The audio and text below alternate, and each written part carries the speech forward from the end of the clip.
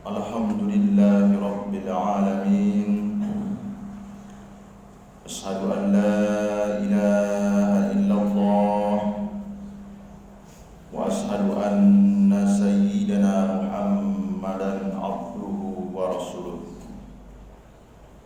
Allahumma salli wa sallim wa barik ala sayyidina Muhammad wa ala ali sayyidina Muhammad. Amma ba'du, faya ibadallah, usikum wa nafsi bitaqwallah wa ta'atihi la'allakum tuflihun. Faqala Allah Ta'ala fi kitabil karim, a'udzu billahi minas syaitonir rajim. Bismillahirrahmanirrahim. Ya ayyuhalladzina amanu taqullaha haqqa tuqatih wa la tamutunna illa wa antum muslimun. Ma'asyiral muslimin, jamaah salat fardu Jumat yang dimuliakan oleh Allah Subhanahu wa taala. Pada Jumat kali ini, tepatnya pada tanggal 3 Safar 1443 Hijriah, tema khutbah Jumat pada kesempatan kali ini yaitu selalulah berusaha dalam kebenaran. Dalam menjalani kegiatan kita, terlebih khusus ketika kita memulai mendekatkan diri kepada Allah Subhanahu wa taala dan mengajak orang untuk berbuat kebaikan, maka pada saat itulah tantangan, rintangan akan terus datang, dan ini merupakan suatu ujian dari Allah Subhanahu wa taala. Rasulullah sallallahu alaihi wasallam sebelum diangkat menjadi rasul, beliau memang sudah dipersiapkan Allah Subhanahu wa taala. Masalah demi masalah, andai itu diberikan kepada kita, bisa saja kita tidak sanggup untuk menjalaninya. 6 bulan sebelum beliau diangkat menjadi Rasulullah, ini beliau setiap malamnya bermimpi, dan mimpi yang ia temukan di malam hari itu esok harinya kenyataan. Penjelasan dari Sayyidah Aisyah itu dikatakan kafalakis subhi, apa yang ia lihat dalam mimpi esok kenyataan. 6 bulan. Andai kita diberikan Allah kesempatan untuk itu, sanggup gitu. Rasul melihat ada satu kelompok, ada satu keluarga meninggal, istri, suami, anak-anaknya. Apa yang ia lihat dalam mimpi besok kenyataan. Seperti itu selama 6 bulan. Dan Rasul diberikan Allah indera pendengaran yang mampu mengalahkan pendengaran manusia rata-rata. Kita itu pendengarannya kalau ke bawah tidak kurang dari 20 Hz. Setelah itu tidak bisa. Andai Allah berikan kita kesempatan untuk itu, setiap hari kita mendengar jeritan tangisan penduduk ahli kubur yang setiap harinya disiksa. Itu kelebihan kepada baginda Rasulullah. Nah, setelah proses itulah Rasulullah bertahanus di Gua Hira karena sudah bingung ingin bercerita sama seseorang kepada siapa, dan ini seluruhnya difasilitasi oleh istri tercinta ibunda kita semua, Sayyidah Khadijah Al-Kubra. Ma'asyiral muslimin, jamaah salat fardu Jumat yang dimuliakan oleh Allah Subhanahu wa taala. Supaya kita sering dalam menghadapi kehidupan ini, pada prinsipnya ujian, cobaan itu akan terus datang silih berganti. Dan ini dikuatkan oleh Allah kepada baginda Rasul dalam surah yang sangat familiar untuk kita semua. Bismillahirrahmanirrahim. Yasin wal Qur'anil Hakim, innaka laminal mursalin ala siratim mustaqim.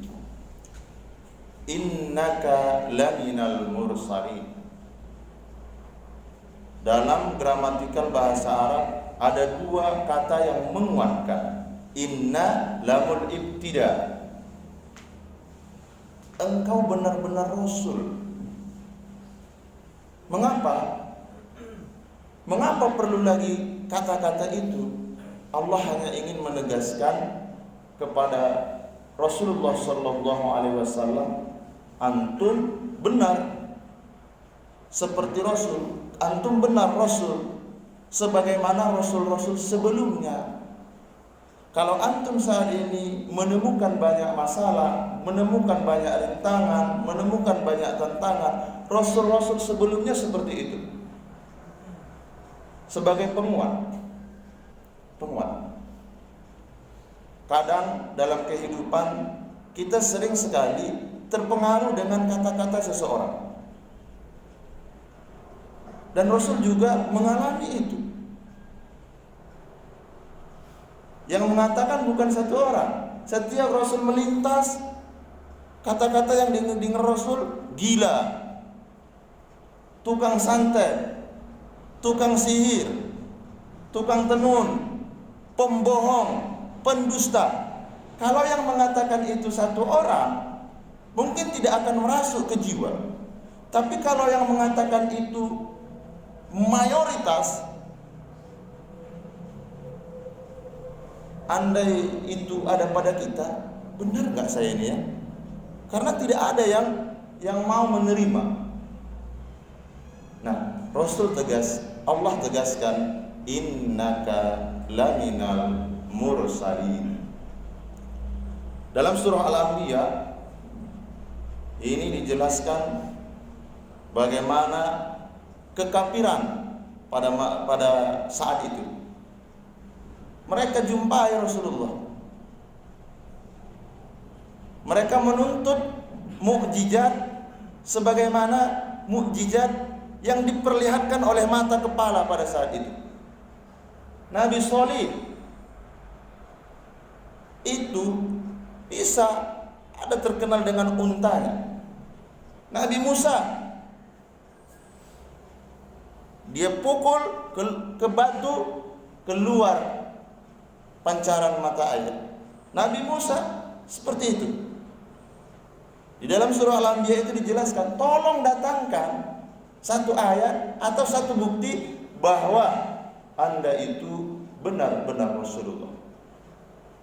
Mendengar ini, turun malaikat Jibril, jumpain tuh, ya Rasulullah, hawil as-Safa, tunjuklah ya Rasulullah, itu bukit as-Safa, kalau engkau tunjuk akan aku jadikan emas seluruhnya.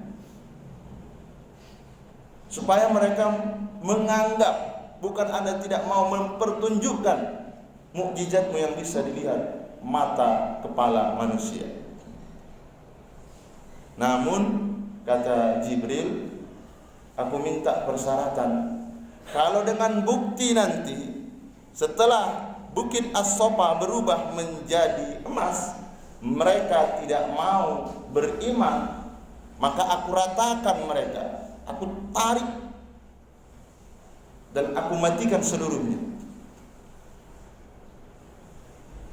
Dalam kondisi-kondisi seperti itu, Rasul masih menggunakan pikiran dan masih menggunakan kelemah lembutan hatinya. Bagaimana ya Rasulullah? Anda pilih yang mana? Atau Anda terima saja kaummu dengan perlakuan yang seperti itu? Pilihan baginda Rasulullah sallallahu alaihi wasallam, saya menerima kondisi kaum saya yang seperti itu. Ini pelajaran untuk kita semua bahwa kelemah lembutan, budi pekerti yang baik yang selalu ditanamkan oleh baginda Rasul. Dia tidak mau menerima tawaran malaikat Jibril ditunjuk Bukit As-Safa langsung berubah menjadi emas. Tapi ingat, ketika mukjizat itu telah ditampakkan dan orang bisa menyaksikan, tidak mau menerimanya, kontan balasannya. Tak beriman, mati. Begitu umat-umat sebelumnya. Nabi Musa pernah mengatakan, jangan mancing hari Sabtu, hormati ini hari. Lalai mereka, cemeh, menghina. Kunu qiradatan khasi'in. Berbuat dosa langsung balasannya di dunia. Nanti mereka peroleh lagi di akhirat, langsung jadi kera. Seperti itu. Bagaimana lagi proses kesabaran yang selalu ditanamkan oleh baginda Rasulullah sallallahu alaihi wasallam. Rasulullah sallallahu alaihi wasallam harus meninggalkan kampungnya. Tidak jauh dari kota Makkah, sekitar 80 km atau 130 km ke satu kampung yang namanya Thaif. Ditemani satu orang yaitu Zaid bin Harisah. Di sana apa lagi yang ingin dilakukan baginda Rasul? Rasul ingin mengajak agar umat berbuat kebaikan, agar umat mentauhidkan Allah Subhanahu wa taala. Namun ia jumpai 3 kepala suku, ketiga kepala sukunya tidak ada yang menerima, bahkan mencemooh baginda Rasulullah sallallahu alaihi wasallam. Satu kepala Quraisy, kafir Quraisy itu mengatakan, ngelihat tampangmu aja Muhammad gak pantas ente itu menjadi Rasul. Rasul tidak mau. Terus yang satu lagi mengatakan, apa kamu ini pembohong? Kamu ini sudah merobek Ka'bah. Gak bisa diterima akal orang yang berprofesi sebagai pengembala kambing diangkat menjadi Rasul. Yang ketiga yang lebih menyakitkan, kepala suku mengatakan, saya takut berdusta kalau Anda memang betul Rasulullah. Tapi kalau Anda memang bukan Rasul, terlalu suci lidah saya untuk mengatakanmu Rasulullah. Apa yang dilakukan Rasulullah? Rasulullah marah? Tidak marah. Dikumpulkannya ketiga tokoh kafir Quraisy dan dia bilang, ya udah, tidak apa-apa. Kalau kalian tidak mau menerima dakwahku, tidak apa-apa. Aku pesan satu permintaan saja, tolong jangan sampaikan kepergianku ke negeri Thaif ini. Andai kafir Makkah mengetahui kepergianku ke negeri Thaif, saya khawatir nanti saya mau ke kota Makkah tidak dikasih lagi. Bagaimana tanggapan kafir Quraisy ini, kafir Thaif ini? Mereka kumpulkan anak-anak, mereka kumpulkan orang sekampung, mereka kumpulkan perempuan-perempuan, menyiapkan seluruh persiapan dalam rangka menyakiti tubuh baginda Rasulullah. Lari-lari Rasulullah itu pontang-panting. Berapa kilometer dari kota Thaif mau keluar kota Thaif, kurang lebih 5 kilometer. Posisi tandus, kering, kerontang, panas seterik-teriknya, berdarah tubuh Rasulullah itu, berdarah. Oh, untuk kali ini Jibril itu makhluk Allah yang luar biasa besarnya. Berjumpa di Gua Hira itu, dilihat Rasulullah ke atas, seluruhnya dilihat dari ujung, dari datar, dari tanah sampai ke langit, itu hanya isinya kepala. Dilihatnya tubuhnya, satu sayapnya itu menutupi alam jagat raya ini. Tapi Jibril benci betul terhadap perlakuan kaum Taud ini, didampingi oleh Malakul Jabal, didampingi oleh penjaga gunung-gunung yang ada di kota Taif. Yang komentar untuk kali ini adalah penjaga gunung-gunung itu, karena mereka 3 orang mengatakan kata-kata yang tidak baik. Malaikat Jabal mengatakan, tawaran yang pertama, ya Rasulullah, saya datang menemuimu, kalau bukan karena panggilan Allah saya tidak akan datang. Tapi saya datang kemari, silahkan ya Rasulullah, pinta ya Rasulullah, apa tawaran darimu? Kami tawarkan 3 ya Rasulullah. Yang pertama, aku angkat gunung-gunung yang ada di sini, aku campakkan kepada penduduk Taif. Kalau itu kurang menurutmu, tawaran kedua, akan kami angkat batu-batu dari langit, kami hujani kota Taif ini. Kalau ini juga kurang bagimu, sama perlakuan kami kepada umat Nabi Lut. Kami tarik, kami tenggelamkan, kami sungkurkan ke dalam tanah, karena tidak ada budi pekerti penduduk Taif ini. Apa yang dilakukan oleh baginda Rasulullah sallallahu alaihi wasallam? Dia tidak melakukan hal itu. Masih ada rasa di dalam hati baginda Rasulullah. Dan ia mengatakan ayyakhruja min sulbi, kalaupun bapak-bapaknya, leluhur mereka ini tidak mau menerima dakwahku, mudah-mudahan akan keluar dari tulang sulbi mereka orang-orang yang beriman kepada. Seperti itu. Malaikat yang emosi, tidak ada kata maaf. Apa kata malaikat? Anta kama sammaka rabbuka raufur rahim. Pantaslah ya baginda Rasul, Allah memujimu, engkau itu raufur rahim. Dan ini dijelaskan dalam Al-Quran, laqad ja'akum rasulun min anfusikum azizun alaihi ma anittum harisun alaikum bil mu'minina raufur rahim. Nah, setelah itu Nabi Muhammad berteduh, istirahat di pepohonan